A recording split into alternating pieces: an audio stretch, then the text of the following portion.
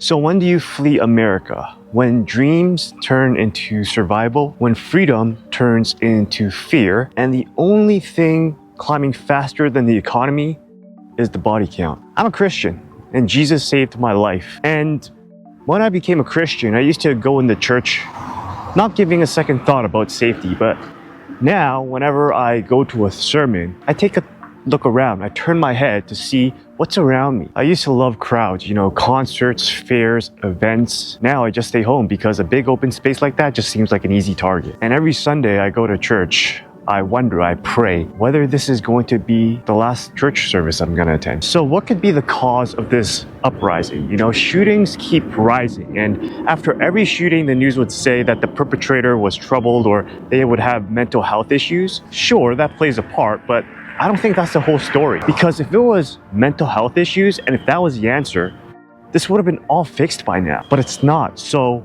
what's really behind this? What's the root cause? So the Bible says, for the love of money is the root of all evil. 1 Timothy 6:10. And that's it. That's the root cause. Money. And you thought money was only responsible for 57% of divorces in America. Nope.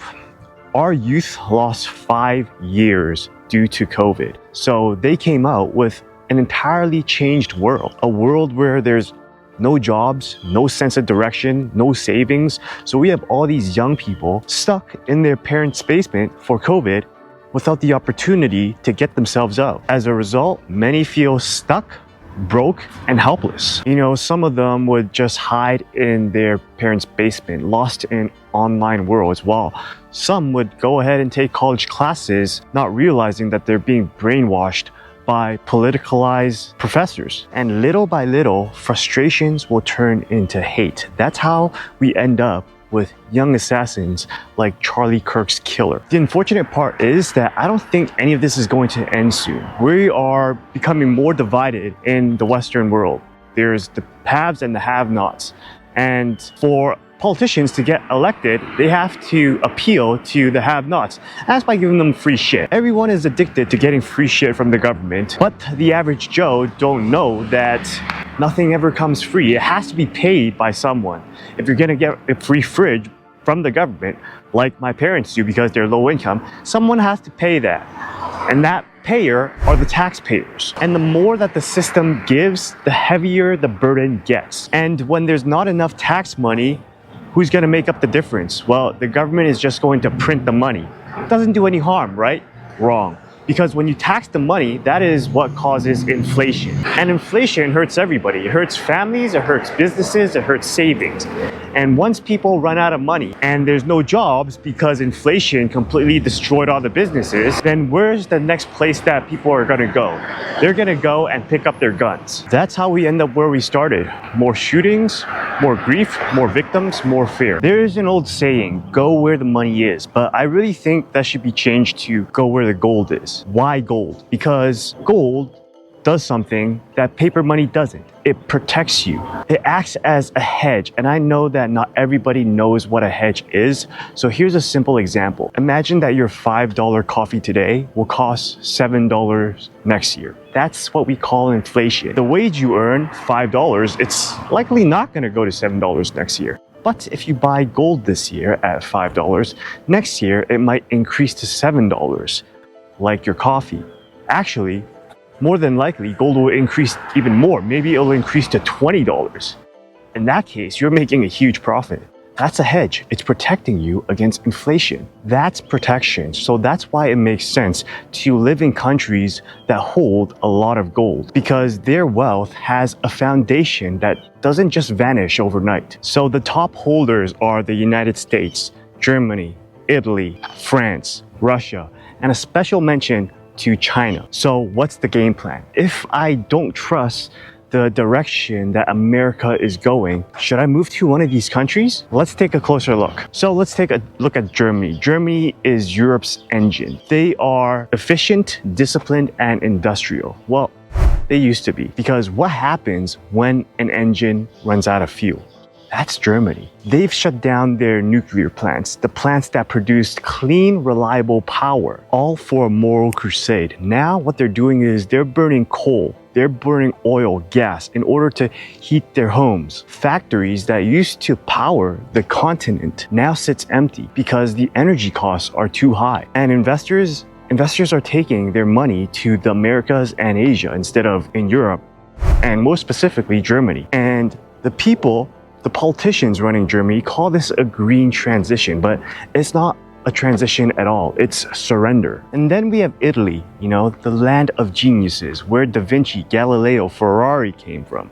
Yet now the brightest minds can't wait to leave home. Every year, the smartest graduates, they don't stay in Italy. They move to places that want their talent. London, New York, San Francisco. So much better than home. What's left behind? Left behind are bureaucrats that does everything and anything to stop you from building businesses. Instead of building futures for the country, they actively stop anyone from trying to build a business through legislation and regulation. Before you even make your first sale, you're already bankrupt. So what I like to say is, for Italy, what they love to do is they love to export talent and they love importing unemployment. And then there's France. I like to say France is where you go when you want to die, tax, and get regulated into silence. Because when you build something with your blood, sweat, tears, and your dreams, the French government will decide to take half. Because in France, success is suspicious. They talk about equality, but all they want is sameness. I mean, why fight to win when winning makes you a villain? So the dreamers leave. The builders, the entrepreneurs, the innovators, the inventors. What's left? What's left is an aging welfare state, migrants with no job, and a social safety net that's getting thinner by the day. It's a proud nation, and a nation that's too proud to admit that it's running out of time. And I mean, Europe is beautiful. It has a lot of beauty, a lot of history, cathedrals that spans thousands of years old. But beauty doesn't pay the bills, because what I see right now is that Europe has people that want everything, but they don't want to do anything. At the end of the day, the real question isn't where's the gold when it comes to Europe. It's, do I want to live in a nation that's surviving on memory? Because when it comes to wealth, it isn't just marked by how much metal you have. It's marked by momentum. And for Europe, the momentum's all gone. So you look east, you look for Russia, you look at China, looking and hoping for some sort of strength. But all you'll find over there is chaos and control. Russia isn't chasing prosperity, it's chasing the ghost of an empire that's long gone. On paper, Putin's wartime economy looks strong. Factories are busy, the ruble is alive, but it's all built on the backs of soldiers that's being sent to their deaths. The factories aren't making progress, they're making weapons, and every single soldier that ends up in the grave is one less person that's going to be a builder of the future. What we see on media is very different. We see elegance, we see beautiful traditional Russian women dressed to the nines. We don't see DEI, we don't see wokeism, we see a lot of conservative values that represented what America used to be. To some Americans, it sounds like heaven, so much so that one American father actually moved his family from America to Russia. He was saying that he was escaping America's madness, but weeks later, what happened was Putin's army conscripted him to fight for the Russians in the war against Ukraine. The grass may seem greener on the other side, but for Russia at least, it's the propaganda that waters it. Behind the strong man's image is a madman's game, because what's happening in Russia is they're sending their young men to die while the old men keep sitting on their thrones. If you move from a democracy to a dictatorship, it's not strength that you're gonna find, it's strength that you're gonna surrender. Because a country that sends its youth to death isn't building a future, it's burying it. So the last question you'll ask is, all right, what about China? The only country that can challenge America. Sure, but it's cracking too. You see, China has a population of 1.4 billion people, but it has no balance. They have the same problems that we're facing in America. They have higher youth unemployment, what I hear is around 20%. They have broken pensions, rising costs. All of those problems are also alive in America. The only difference is that China has no guns. Gun ownership is not a thing. The countdown has already started for them. Youth unemployment got so bad that they stopped reporting it altogether. And when there are no jobs for the youth puts off starting families. They put off buying homes because they don't have money to buy homes, and they put off having babies. Therefore, they don't build families.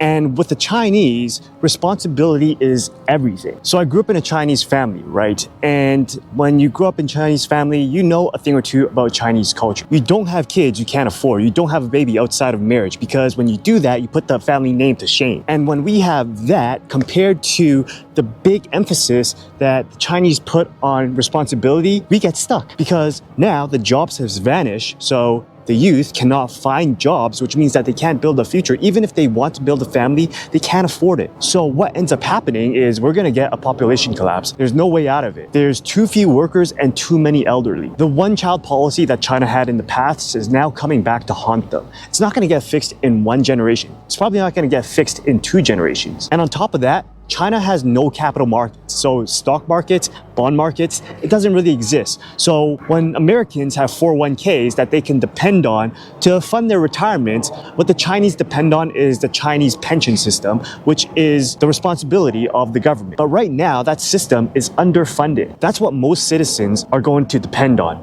But that pension system is already under strain, because what's happening is there are too few workers, too few youths that are able to pay into the system, and too many elderly every single day taking out of the system. So the math stopped mathing. So it's not just an accounting problem, it's a spark waiting for a riot. If you look at China from afar, they look strong, they look organized, controlled, efficient. But if you really dig deeper, then you would understand that with China, it's not a place you want to build a life in. It's a place you can admire, you can visit, but in terms of building foundations, stay the hell away from it. Kids, if you want to know where a country is heading, you just need to look at 2 things: GDP and peace, because GDP shows growth and peace shows safety. Without those 2, a nation will collapse. When there's no growth, no opportunity, an uprising is never far behind. And we can see that already in places like Nepal, Sri Lanka, Bangladesh. All those countries have one thing in common. People are rising up because they've lost hope. There's no growth, there's no opportunity. The youth wants to move forward, but there's no opportunity for them to move forward. And it's not just the poor countries. Even the rich ones are stalling. Germany is flat, Japan is aging, France is drowning in debt, the UK is in political chaos, and Canada is taxed to death. When there's no growth, that means that there's no ladder. And when there's no ladder, people start breaking the walls. And the truth is, the biggest and richest nations right now,